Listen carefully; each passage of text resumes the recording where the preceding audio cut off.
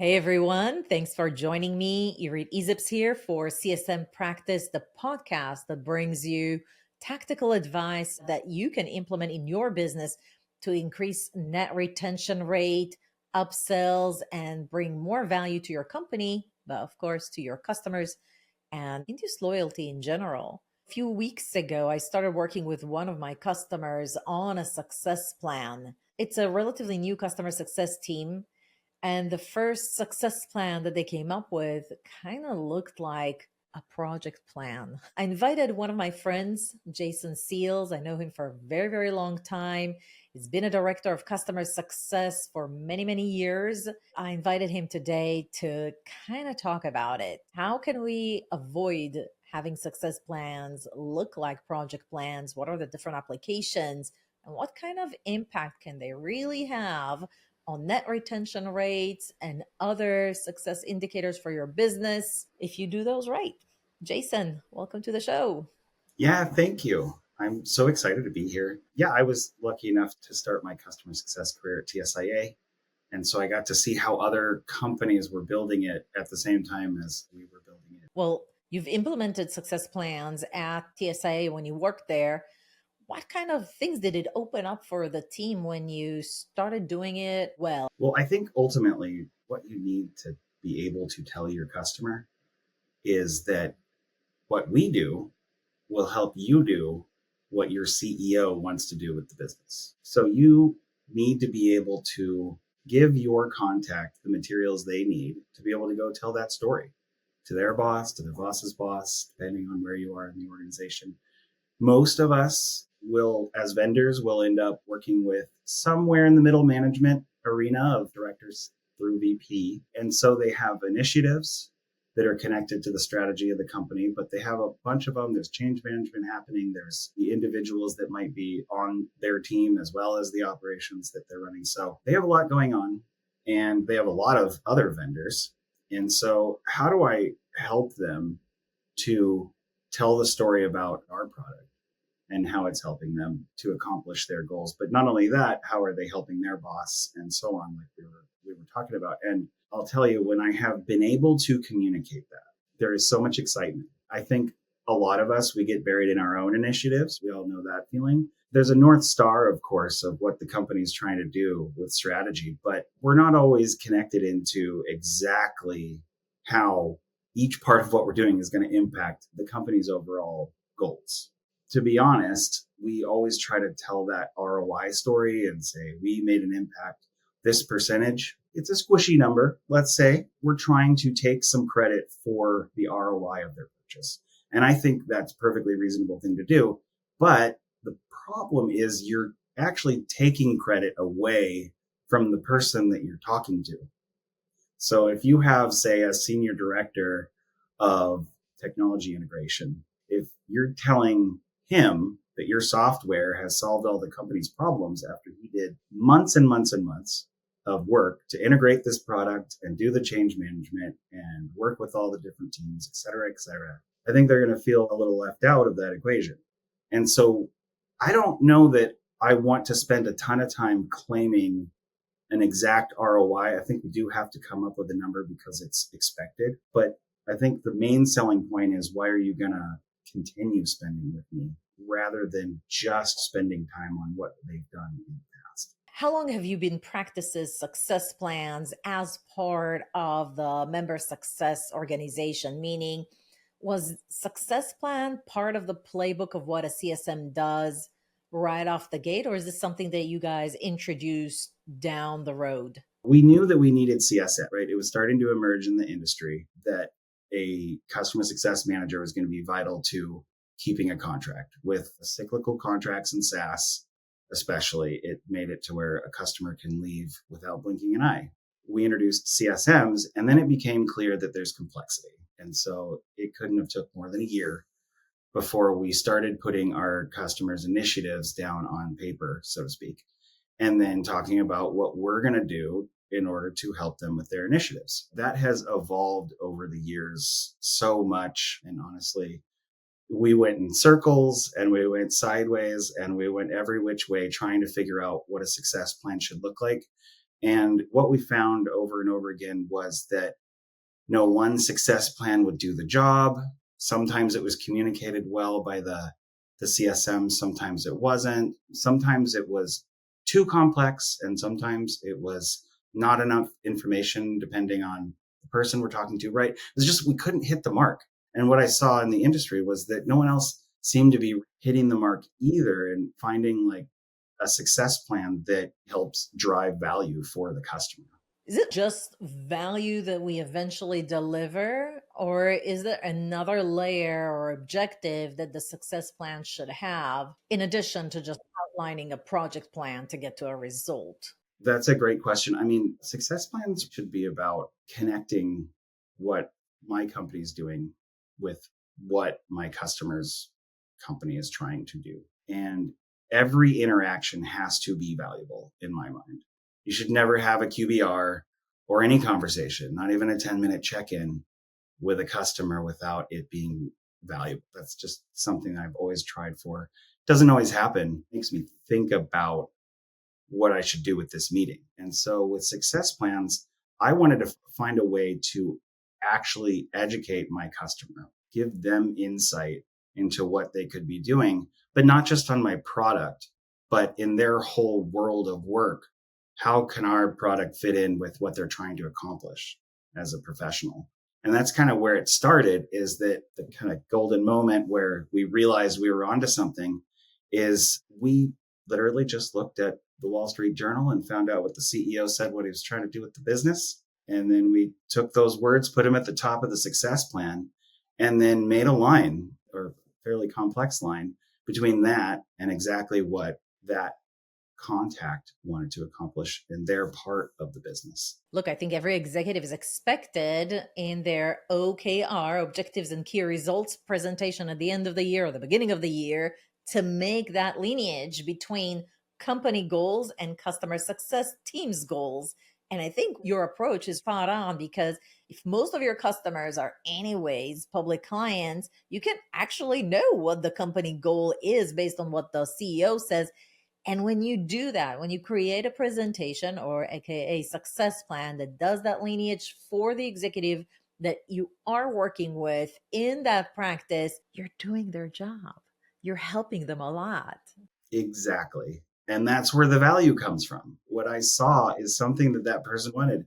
What happened when I showed that success plan and how what they were doing was valuable to the CEO, they leaned forward and their eyes got big. They were excited to see that information. They knew that they were going to have to show that information, as you said, at the end of the year.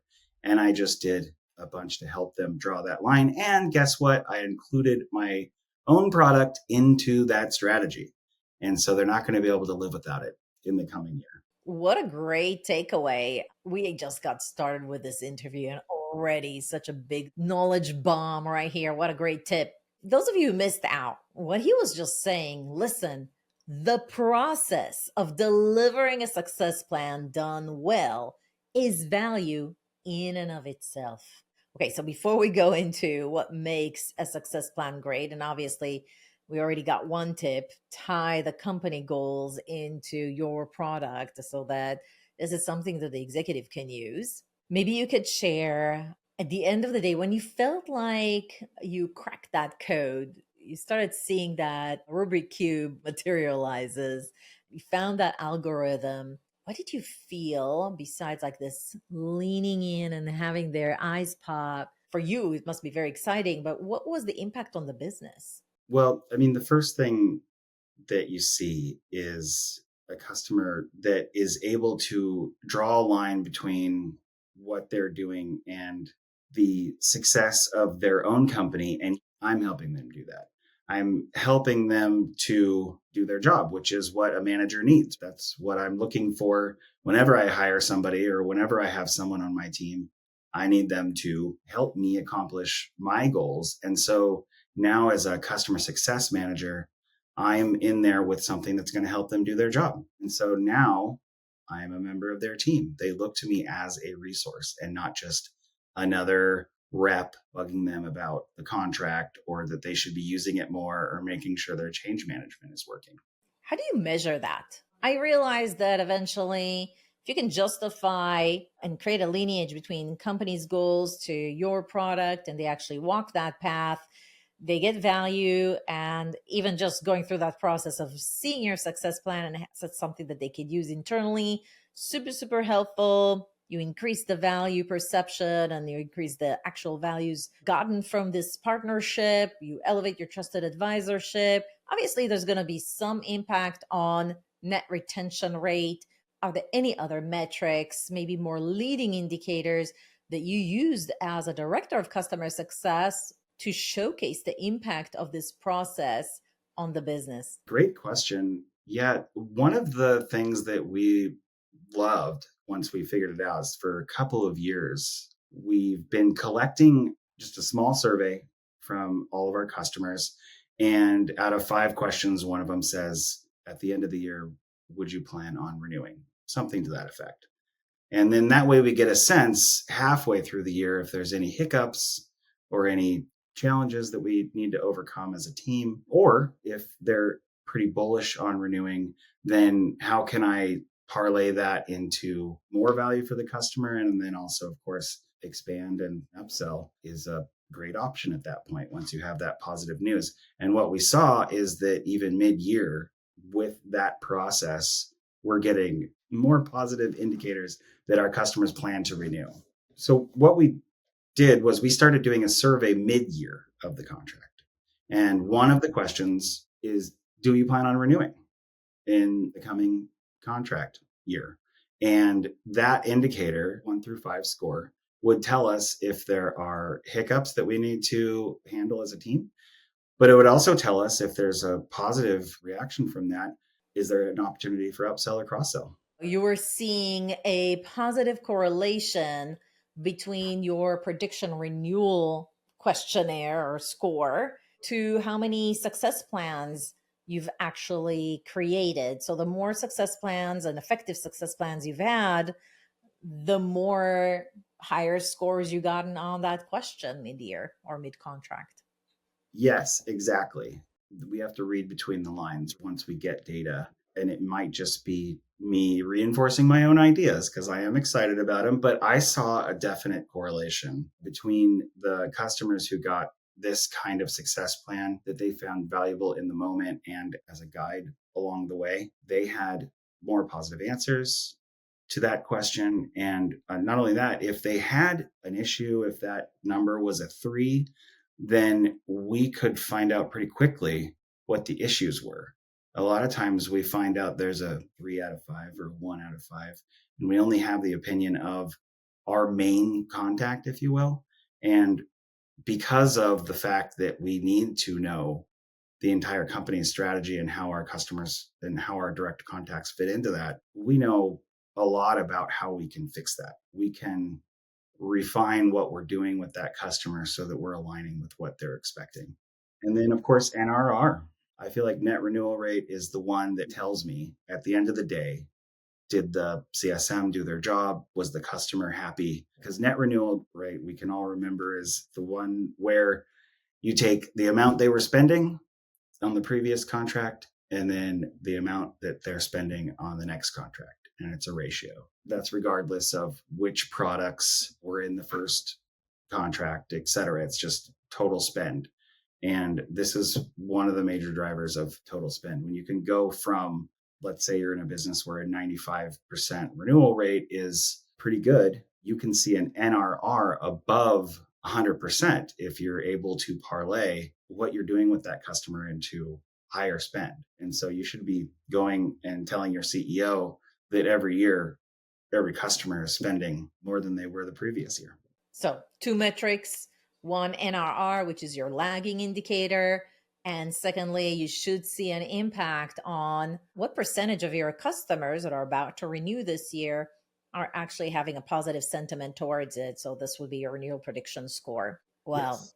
reality is, Jason, some of your CSMs in general are going to be better at success plans, and some of them would create a success plan that's not as impactful. In addition, if I work for you and I now need to go check the public announcement on what the CEO said in the last 10K or 10Q public announcements with the stakeholders or the analysts. Man, that's a lot of work. So if I have 25, 30 accounts, I might not have the bandwidth to do it. Even if I have 10 accounts, but they have multiple products, it's a lot of work. I might not have the bandwidth, or I might not even want to do it. So tell me, how did you handle change management? And when I say that, it's not just about getting the CSMs motivated to do it, but how did you gauge that the success plans that they were creating, quality of them was similar across the board? How did you get consistency, efficacy? What did you do? I'm going to come at it from a little bit different direction. I would say that when we create a success plan that's more like a project plan, then we're putting an awful lot on our CSM's ability to translate that into what the customer needs in terms of value. And so we're expecting CSMs to translate that pretty basic, essentially timeline of things that we'll do into value for that contact in that company. That to me is a lot more work than giving them something that they can talk directly to. So if we can make the success plan itself valuable to that customer, then I think your CSM has a much better chance. And we all have to just rely on the statistical ability of people. Nothing's 100%.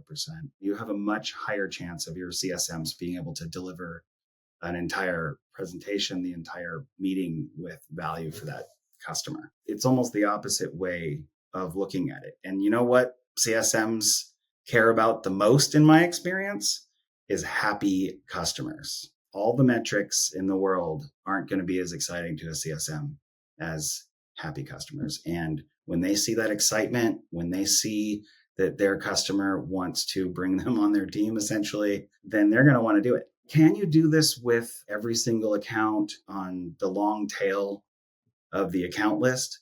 Probably not. A lot of them aren't public, for one thing. It can be an 80-20 rule easy. We all make 80% of our money from 20% of our customers, just as one of those throw it out there numbers. If we can use this method that's extremely valuable for even the largest customers that have the most spend with us, then we can maximize the leverage that we're getting out of that. And then, of course, as a manager, our responsibility is to take that process that we've developed in a manual way and then turn that into something automated.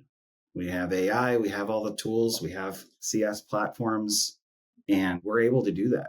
And so it's our responsibility, as soon as we find what works, to make that easier for our CSMs to do. And then that's the way we can scale that into the smaller customers. And that's going to be a journey from here. We've just gotten past the part where we're making a success plan that our customers love. I think that's enough, as long as you are empowering CSMs to find those resources. If I tell someone on my team, hey, just go search Google and click around until you find out what the CEO said, then there's going to be a lot of wasted time. I loved just going through a 10K or an annual report with a CSM on one of my one-on-ones. And that usually was the eye-opening moment. We just have to kind of figure out where these statements end up landing so that they can look for it and get it into the process. I hear mentoring and coaching. I hear you're very much of a hands-on coaching type of service type leader within your team.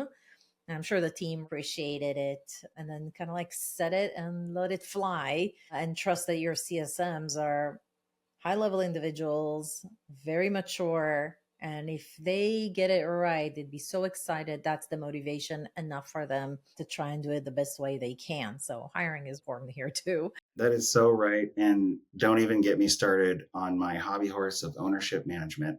But yes, empowering our people to be able to do the thing that needs to be done in the moment, giving them the tools and information to make those decisions is the basis of all success, as far as I'm concerned. Okay, so we talked a little bit about change management and how you used coaching to empower the team and giving them the tools that they need to be successful in this process. I think it's a great time to just open up the kimono and see what's behind the scene. What makes a success plan a really good one? What separates it from just a project plan? This is essentially how I'm attacking this problem. I want to get down to the studs, down to what are like the underlying services that we're trying to deliver, regardless of what your particular product is or service is. This methodology is so under the product itself that it's pretty applicable. And so I would say part of this process is we need to think about what does our customer need from the CSM. And this goes back to the value that they're getting out of each interaction. That CSM should be helping that customer run their business in the right way based on their product. What is a success plan? I think we covered that a little bit by saying a lot of success plans have turned into project plans. It's more complicated, but I think it's an easier, more comfortable place for most of us. And then how does that parlay into the dream of easy renewals? So this is where we start. So a CSM has unique vantage point actually for a company. They get to talk to a lot of different folks at a lot of different levels. They're going to be dealing with users and user statistics. They're going to be dealing with someone in that middle management area. That's the person that you're talking to on a regular basis. Maybe it's weekly or monthly. It's the person who's probably the admin of your contract. And then you have a financial decision maker. And each one of these people have a slightly different set of goals and reasons for those goals. And I'll tell you, I'm amazed at how many times I've been in a situation where there are 2, maybe 3 different stories between these 3 groups. We get to talk to every level of this organization, from our financial decision maker to the users. And we end up with, in many cases, a broader view of what's happening, at least in this vertical situation, than many of our contacts. And so knowing what each part of this organization cares about is going to be super important, because then you're able to help them connect the dots. And that's that first layer of value. Just getting in there and being able to be a person who communicates between these groups. Again, doing their job a little bit. That's okay though, because now we're part of their team. And so your financial decision makers, they want to make sure that what they're doing is aligning with company strategy. They want to make sure that each member of their team has initiatives and has roles that are moving the company forward in terms of their overall goal. Then we have our main contact who's running many different things at once, and they care about these individual initiatives, these things that they're trying to accomplish in the moment. And then we have our users, tells us a lot about whether they're using it, whether they're finding value, if there's technical problems, how whatever they're doing with our product is landing with their customers or with the job that they're doing. In this case, I picked an end user that's dealing with customers. Could be an engineer dealing with software that designs airplane parts, but same concept. After you've collected all this wonderful information and these relationships and how they're connected to each other, you start to realize your financial decision maker is concerned with worldwide issues for the company. They're concerned with the profit and loss. They're concerned with the overall nature of the tech stack. If we happen to be selling technology, this buyer is not going to have a detailed view on the technology stack itself. They're going to have a general sense. And then I have my buyer contact, I'm calling that. That's kind of my main contact, again, that middle management layer. And that person's going to want to make sure that all their initiatives are getting done. And they're going to want to make sure that what they're doing is connected with what their boss wants. And a lot of times they don't know how to tell that story. And so we're helping them tell that story in a way that shows the value of our particular product in their ability to deliver what they need to deliver to the company. If that's all too conceptual, let's see an example of what this could actually look like. It's a little boring in terms of exactly what these initiatives are, but this is roughly what I've shown customers, and this is what they loved. So right at the top, I have what the CEO said, what I literally heard the CEO said on their webcast. And then I can take the strategies that my contacts have told me about. What are they trying to accomplish? I can put those in a way in their language that aligns with what their CEO wants.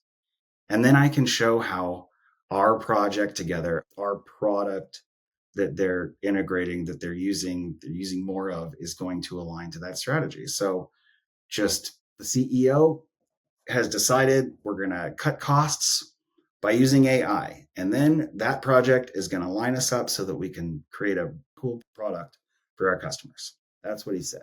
We don't know exactly what that means, but we do have a general sense if we're paying attention. And now I'm just going to pretend that I'm in On-Site AI Assistant Inc. company that has a technology for services to be able to get instructions on site. And these are the things that we need to do. Each one of these on the list, these initiatives, are part of what we're going to do together. It's a little like a project plan, but it's not lining out the timelines and the tasks and all that. It's outlining what we're going to accomplish together in order to create value for the customer. First of all, top of the line, what is the overall company goal? And you actually lean towards the left side of the brain by using a quote, as it's not your opinion, my opinion, it's facts. You quoted the CEO and you clearly outline where your source is. So that's awesome when you can do that. Secondly, you kind of broke it down very similar to OKR framework. If those of you are not familiar with OKR framework, go buy the book. Basically, you start with a very high level company overall objective, and then you show what are the different goals that we can have or objectives that we can have that supports the overall goal, which is what you did. You actually showed 3 different goals that supports the overall company objectives: AI ready data strategy, low maintenance cost, and increase in net retention rate. So those are 3. And then you said, well, for each specific objectives, what are the things that we need to do? And what I like about how you did it is that, let's take the first example that you have here. And those of you who are listening, I'm just going to read it out. But if you have the time, go to our YouTube channel and look at this. We actually have the slide open. The first bullet point in the list of things that we need to accomplish in order to support AI ready data strategy is a feature in the product. But the second one is something that the customer needs to have accountability for doing in order for the survey or that feature to be implemented successfully. So you're actually promoting customer accountability. And then you're talking about redesigning a process or a strategy, again, calling out that it's not enough to just adopt a feature. Whenever you make a change in technology, you also need to envelope it in change management. So that's what I like about this one. And Jason, I think this is a great example of how you can create a success plan that works because it's super, super logical and it's grounded with facts, not just opinions. I love that description, and you're absolutely right. My success plans are always going to have the things that the customer is going to need to do in order to be able to use my technology or my service. And many times that could be another service that you provide eventually, if you find that every customer that you have needs to do that.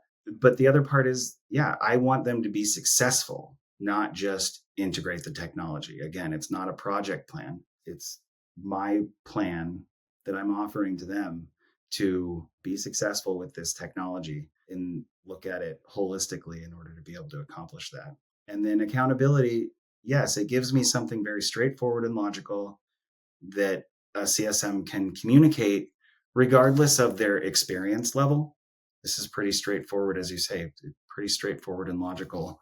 And so I'm not relying on my CSM to have the soft skills to take what amounts to a technical project plan at high level and turn it into a value story. We need to include all the steps that would lead them to that result and none of the steps that are not a must. But if we skip any step that is absolutely critical to get to that outcome, whether it's on us or on the customer, we're probably missing out. And so I think that what this does, it allows you to talk about the plan at a high level.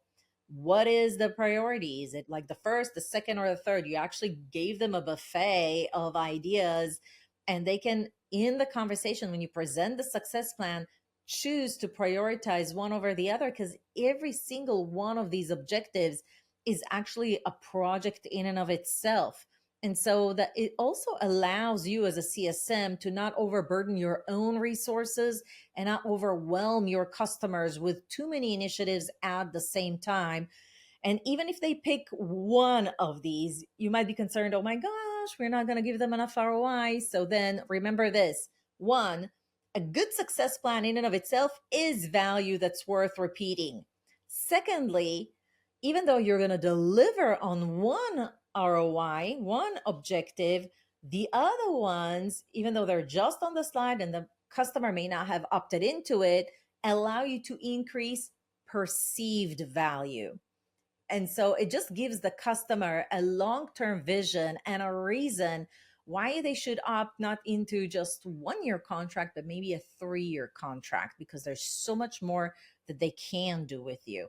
That's right. I mean, as we know, no matter how much we wish change management could happen in an instant, it takes time.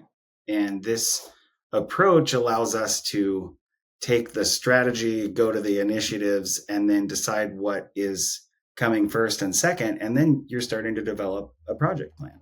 And so now the customer can see how they're going to continue to get more and more value over a long period of time, exactly as you're saying.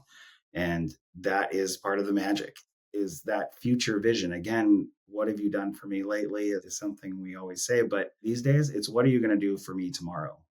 And this is a way you can speak to that. Obviously, it's very, very important to structure a success plan properly, not making it a project plan with timeline, but actually actions that you can start discussing with customers to elevate perceived value and hone in on a plan that resonates with them, that excites them, that makes them feel like you're truly a partner. When is the best time to conduct a success plan? Is it 3 months before the renewals, 3 months after the renewals, 6 months, 9 months? What do you think? A success plan should be a document. In my world, a success plan is an ongoing document that constantly changes or has new versions. And so this should start in the sales process. The sales process these days, especially with freemium, is turning into so much more of a success play that the salesperson can go right into a success plan, at least an abbreviated one, to get the ball rolling in terms of getting that perceived future value. And so a CSM could get handed a success plan, but if they're not, then we got to whip one up right away, because this is the whole relationship. You can give them videos about how cool your product is, but in terms of their world and how cool your product is for that customer is going to be on this success plan. And so it better be up every time I talk to them. Jason, thank you so much for coming on the show. You dropped so much knowledge, so many expertise. I think even I got a lot more appreciation towards the success plan as a tool to deliver value quickly. And I wanted to say thank you for that, because I think we all needed to hear that, drive in the difference between a project plan and a success plan. So, because I think a lot of newbies don't understand the difference sometimes, and they make the mistake of leveraging a success plan to resolve a technical issue. So, thank you for that. Everyone, if you loved this session, you learned something, tell Jason what did you appreciate the most in the comments below. Give him some love. And with that, it's a wrap. Jason, anything else you want to add before we close for today? Thank you so much, Irit. It's been such a great conversation, as always. I love the opportunity to share a couple of things that I've learned along the way. But yeah, if I had to leave one piece of advice for any customer success manager out there, it would be just make sure that you're delivering actual value to your customers every time you talk to them, and you'll get a long way. All right. This is a wrap. I'll see you at the next video.